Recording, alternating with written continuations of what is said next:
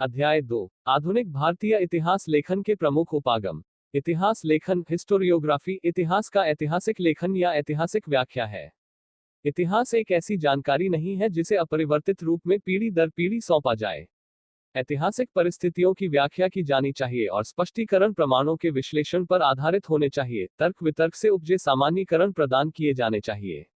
नवीन प्रमाणों के साथ या मौजूदा प्रमाणों की नवीन व्याख्या या स्पष्टीकरण सहित अतीत की एक नई समझ प्राप्त की जा सकती है। इसका अनुसरण करने के लिए उन तरीकों एवं शैलियों के प्रति संवेदनशीलता की आवश्यकता है जिसमें उस समय के लोग जीवन यापन करते थे और अपने अतीत के बारे में सोचते थे। इतिहास लेखन के उपागम ज्ञान के रूप में इतिहास को समझने की भूमिका बन जाते हैं। व्यापक रूप से इतिहास के चार संप्रदाय स्कूल हैं: औपनिवेशिक ई, राष्ट्रवादी ई, मार्क्सवादी एवं इव अधीनस्थ उपाश्रित। हालांकि इतिहास लेखन के दो अन्य संप्रदाय संप्रदायवादी एवं कैम्ब्रिज भी हैं। औपनिवेशिक उपागम। औपनिवेशिक उपागम या इतिहास लेखन दो अर्थों में प्रयोग किया जाता है। एक औपनिवेशिक देशों के इतिहास से संबंधित है, जबकि दूसरा ऐसे कार्य की ओर इशारा करता है जो प्रभुत्व की औपनिवेशिक विचारधारा से प्रभावित था। आज अधिकतर इतिहासकारों ने औपनिवेशिक उपागम के दृष्टिगत लिखा है। वास्तव में औपनिवेशिक अधिकारियों द्वारा औपनिवेशिक देशों के बारे में लेखन कार्य प्रभुत्व की इच्छा एवं औपनिवेशिक शासन के औचित्य से संबद्ध था। साथ ही साथ पश्चिमी संस्कृति एवं मूल्यों की प्रशंसा तथा व्यक्तियों का महिमामंडन किया गया जिन्होंने औपनिवेशिक साम्राज्य को स्थापित किया। जेम्स मिल, mount Stuart Elphinstone, Vincent Smith एवं अन्यों द्वारा लिखा गया भारत का इतिहास औपनिवेशिक उपागम का उचित उदाहरण है। इस प्रकार के वर्णन में भारत को अवरुद्ध समाज, पिछड़ी सभ्यता एवं सांस्कृतिक रूप से निकृष्ट दिखाया गया है, जबकि ब्रिटेन को उत्कृष्ट सभ्यता एवं उन्नत विज्ञान एवं प्रौद्योगिकी वाले देश के रूप में महिमामंडित किया गया है।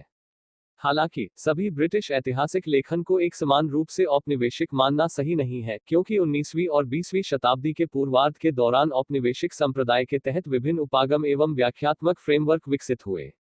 सारगर्भित रूप में औपनिवेशिक उपागम सांस्कृतिक आधिपत्य स्थापित करने और भारत पर ब्रिटिश शासन के वैधीकरण के रूप में इतिहास को औचित्य प्रदान करने हेतु विचारधारात्मक प्रयास का एक भाग था। राष्ट्रवादी उपागम। राष्ट्रवादी उपागम का विकास औपनिवेशिक उपागम से सामना करने और प्रत्युत्तर देने के रूप में हुआ।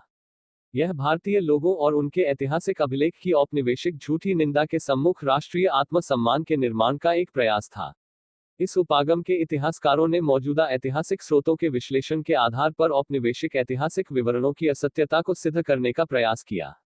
भारतीय इतिहास के राष्ट्रवादी उपागम को ऐसे उपागम के रूप में विवेचित किया जा सकता है जिसने राष्ट्रवादी भावनाओं को बढ़ाने में योगदान किया और धार्मिक, जाति, भाषाई या वर्ग भेदभाव के सम्मुख लोगों को एकजुट किया।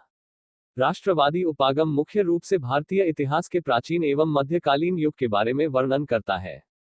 यह आधुनिक काल में मौजूद नहीं था और स्वतंत्रता प्राप्ति के पश्चात अस्तित्व में आया। 1947 से पूर्व आधुनिक भारत के राष्ट्रवादी इतिहासकारों का कोई संप्रदाय स्कूल मौजूदा नहीं था।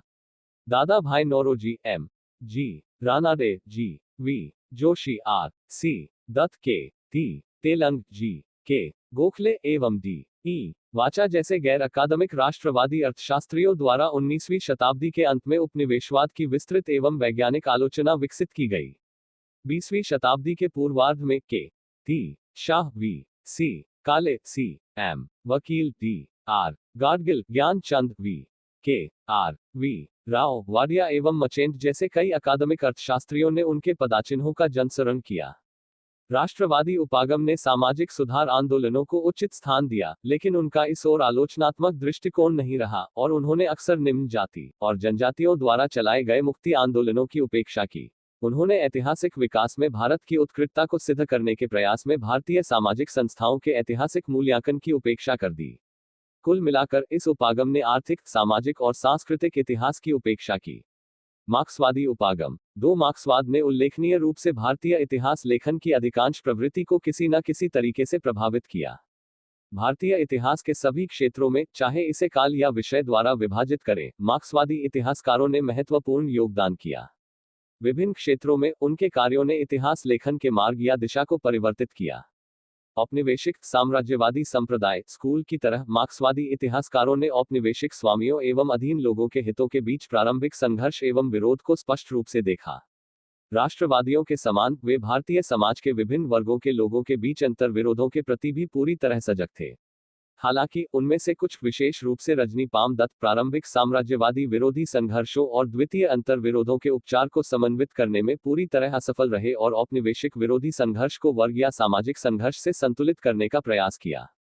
मार्क्सवादी इतिहासकारों ने राष्ट्रीय आंदोलन को भी संरचित बुर्जुआ आंदोलन के रूप में देखने का प्रयास किया और इसके मुक्त एवं सर्ववर्गीय रूप की उपेक्षा की। अधीनस्थ उपाश्रित उपागम। अधीनस्थ या उपाश्रित अध्ययन शीर्षक ऐसे विवरणों की श्रृंखला है जिसे शुरू में रंजीत गुहा के संपादकत्व में प्रकाशित किया गया। अधीनस्थ उपागम संप्रदाय की शुरुआत मौजूदा इतिहास लेखन के आलोचक के रूप में 1980 के दशक में हुई। इसने अपने प्रवर्तकों के माध्यम से अन्य ऐतिहासिक उपागमों पर लोगों की आवाज की उपेक्षा करने का आरोप लगाया। शुरू से ही अधीनस्थ उपागम ने बताया कि भारतीय इतिहास लेखन की समस्त परंपरा का झुकाव अभिजात्य वर्ग की तरफ है, अतः यह पक्षपाती है।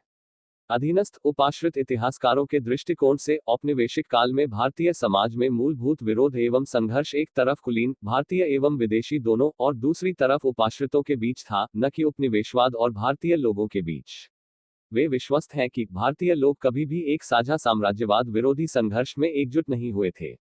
इसके बावजूद वे मानते हैं कि दो भिन्न आंदोलन या धाराएं थीं, एक उपाश्रितों की वास्तविक साम्राज्यवाद विरोधी धारा और दूसरी कुलीन की झूठी राष्ट्रीय आंदोलन धारा। कुलीन धारा भारतीय राष्ट्रीय कांग्रेस के पदाधिकारियों के नेतृत्व में कुलीनों के बीच शक्ति के लिए संघर्ष हेतु झुंड से थोड़ा अधिक थी।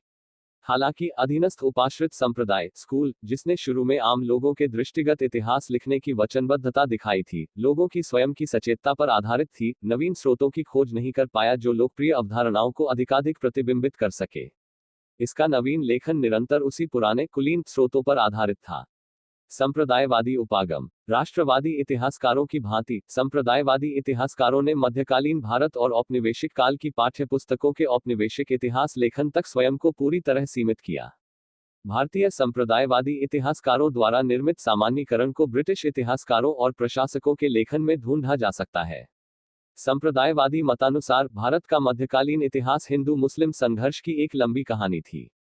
हिंदू और मुस्लिम स्थायी रूप से शत्रुता शिविरों में विभाजित थे, जिनके आपसी संबंध कड़वे, शत्रुतापूर्ण, विरोधात्मक एवं अविश्वासी थे। ये विचार न केवल इतिहासकारों के लेखन में प्रतिबिंबित हुआ अपितु सांप्रदायिक राजनीतिक नेताओं के हाथ में यह अधिक उग्र एवं विषाक्त रूप में सामने आया।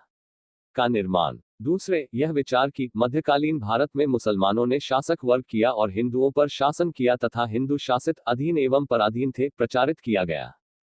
कैम्ब्रिज स्कूल उपागम। मतभेद एवं कैम्ब्रिज संप्रदाय स्कूल उपागम का मत है कि औपनिवेशिक काल के दौरान भारतीय समाज मूलतः क्षैतिज एवं लंबवत भागों द्वारा चरितार्थ हुआ और भारतीय राजनीति का स्थानीय एवं क्षेत्रीय सरदारों के बीच गुटीय शत्रुता एवं प्रतिस्पर्धा द्वारा सीमांकन हुआ। इस प्रकार उनके मतानुसार औपनिवेशिक शासन के अंतर्गत मूलभूत विरोध साम्राज्यवाद और भारतीय लोगों के बीच नहीं था, अपितु भारतीयों के बीच था। इसके अतिरिक्त कैम्ब्रिज स्कूल इतिहासकार कहते हैं कि भारतीय राष्ट्रवाद भारतीय लोगों का औपनिवेशिक शोषण के विरुद्ध संघर्ष का उत्पाद नहीं था, अपितु ब्रिटिश शासकों द्वारा प्रदत्त लाभों को प्राप्त करने के लिए भारतीयों के बीच था। राष्ट्रीय आंदोलन के नेता महान विचारों से प्रेरित नहीं थे, अपितु उसके पश्चात मिलने वाले भौतिक लाभों एवं शक्ति से प्रेरित थे। इस उपागम की कई इतिहासकारों एवं शोधार्थियों तथा विद्वानों द्वारा इस आधार पर आलोचना की गई है कि यह तथ्यों को मानव व्यवहार से हटाकर देखता है और राष्ट्रवाद को पाश्विक राजनीति के स्तर पर ले जाता है। उदारवादी एवं नव उदारवादी व्याख्या। साम्राज्यवाद उपनिवेशवाद का पुनर्मूल्यांकन 1980 के दशक से प्रारंभ हुआ। कैन एवं हॉपकिंस 1993, पैट्रिक ओ ब्रायन 1988 तथा डेविस एवं हट्टनबैक 1986 ने उपनिवेशवाद के चरित्र को लेकर मार्क्सवादी एवं वाम उदारवादी प्रबुद्ध वर्ग के कुछ निष्ठापूर्ण विचारों एवं दृष्टिकोण पर प्रश्न उठाना शुरू किया। इस उपागम के प्रस्तावक तर्क देते हैं कि उपनिवेशों का आर्थिक शोषण पूरी तरह से ब्रिटिश लोगों के लिए फायदेमंद नहीं था। औपनिवेशिक क्षेत्रों में ब्रिटिश औद्योगिक वस्तुओं के लिए बाजारों की उपलब्धता और बाहरी देशों या बाजारों में पूंजी निवेश, भारत में रेल परिवहन की व्यवस्था करना, ब्रिटेन में घरेलू निवेश को हतोत्साहित और नवीन औद्योगिक विकास को प्रभावित कर सकता था। नारीवादी उपागम। इतिहास लेखन में लगभग सभी मुख्य प्रवृत्तियां औपनिवेशिक से लेकर अधीनस्थ उपाश्रित उपागम इतिहास में महिलाओं की वास्तविक स्थिति, भूमिका, दर्जा एवं योगदान को स्पष्ट करने में असफल रहीं। इतिहास में महिलाओं के योगदान को लेकर लेखन 1970 के महिला आंदोलन से माना जा सकता है, जिसने भारत में महिलाओं के अध्ययन के अभ्युदय हेतु संदर्भ एवं आवेग प्रदान किया। तनिका सरकार ने बताया कि स्थापित एवं स्वचेतन परंपरा के तौर पर महिला इतिहास की शुरुआत 1970 के दशक से शुरू हुई, क्योंकि कई नारीवादी बुद्धिजीवियों ने बलात्कार, दहेज एवं घरेलू हिंसा के विरुद्ध शक्तिशाली एवं उग्र आंदोलनों में स्वयं को संलग्न किया। महिलाओं के प्रति लेखन बी आर नंदा द्वारा संपादित इंडियन वुमेन फ्रॉम पर्दा टू मॉडर्निटी जैसे कार्य के साथ शुरू हुआ। महिलाओं की अत्यंत दयनीय स्थिति को पंडिता रमाबाई द्वारा लिखित the high cast Hindu women 1887 और कैथरीन मेयो द्वारा लिखित मदर इंडिया 1927 में दर्शाया गया है।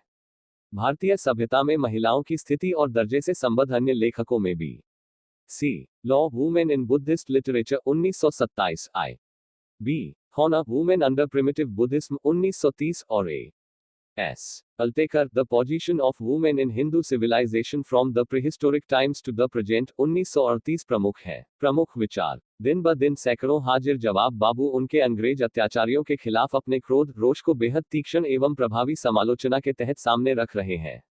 इस प्रकार इसमें कोई शंका नहीं है कि इन अखबारों को पढ़ने वालों के मस्तिष्क में गंभीर विश्वास उपजेगा कि हम सभी समस्त मानवजाति के शत्रु हैं, और विशेष रूप में भारत के। लॉर्ड डफरिन 1886 में समाचार पत्र में छपी सामग्री पर हाल के वर्षों में भारत के इतिहास का सृजन बेहद तीव्र हो गया है तथा इसकी कुछ व्याख्या का आह्वान किया जा सकता है। इसके दो तरफा कारण है। भारतीय परिदृश्य में होते परिवर्तनों को तथ्यों की पुनर्व्याख्या की आवश्यकता है, और भारतीय इतिहास के जरूरी तत्वों के बारे में इतिहासकारों के दृष्टिकोण में होते परिवर्तन है। कुछ इतिहासकारों ने विलंब से शुरू नवीन प्रवृत्ति, जिसे इसके प्रस्तावकों द्वारा उपाश्रित उपागम के रूप में विवेचित किया गया, जिसने सभी पूर्व के ऐतिहासिक लेखन मार्क्सवादी परिप्रेक्ष्य पर आधारित समेत को नकार दिया और इस पुरातन दिशाहीन इतिहास लेखन को उपाश्रित उपागम से प्रतिस्थापित करने का दावा किया। बिपिन चंद्रा। सारांश। आधुनिक भारत के अध्ययन हेतु इतिहास के प्रमुख उपागम James mill, Elphinstone, V A Smith एवं अन्य जैसे इतिहासकारों एवं लेखकों द्वारा प्रस्तुत औपनिवेशिक उपागम ने भारत को अवरुद्ध एवं पिछड़े समाज एवं सभ्यता के तौर पर चित्रित किया, और जबकि अपने देश ब्रिटेन को गौरवशाली रूप में प्रस्तुत किया। इम उपागम ने भारत का ब्रिटिश द्वारा औपनिवेशीकरण को न्यायोचित ठहराया। राष्ट्रवादी उपागम ने औपनिवेशिक उपागम के दावे को नकार दिया और ब्रिटिश शासन द्वारा भारत के शोषण को प्रस्तुत किया। मार्क्सवादी उपागम ने भारत में इतिहास लेखन की कला को प्रभावित किया। मार्क्सवादी उपागम ने औपनिवेशिक और साथ ही साथ राष्ट्रवादी उपागम की मूलभूत कमजोरियों को सामने रखा। संप्रदायवादी उपागम ने, जो मध्यकालीन भारत के औपनिवेशिक इतिहास लेखन पर आधारित था, हिंदू और मुस्लिम को दो भिन्न समूहों के रूप में देखा जो स्थायी रूप से शत्रु शिविरों में विभाजित थे। परसिवल स्पियर। कैम्ब्रिज उपागम ने भारतीयों के बीच अंतर्विरोधों को देखा, न कि साम्राज्यवाद और भारतीय लोगों के बीच। उपाधित उपागम ने लोगों की आवाज की उपेक्षा करने का आरोप मौजूदा सभी उपागमों पर लगाया। यद्यपि उसने लोगों की स्वचेतना पर आधारित नवीन इतिहास लिखे जाने का दावा किया, तथापि यह अपने कार्य में सफल नहीं हो पाया। उदारवादी और नव उदारवादी उपागम की शुरुआत 1980 के दशक में इंग्लैंड में हुई। इस उपागम के अनुसार भारत में ब्रिटिश शासन उतना दमनात्मक या शोषणकारी नहीं था जितना वाम राष्ट्रवादी उन्मुख उपागम ने इसे प्रचारित किया। इसके प्रस्तावकों में Patrick O'Brien, Ken Hopkins एवं हट्टनबेक प्रमुख हैं। भारत में नारीवादी उपागम की शुरुआत 1970 के दशक में हुई, जिसने महिला आंदोलन से आवेग प्राप्त किया।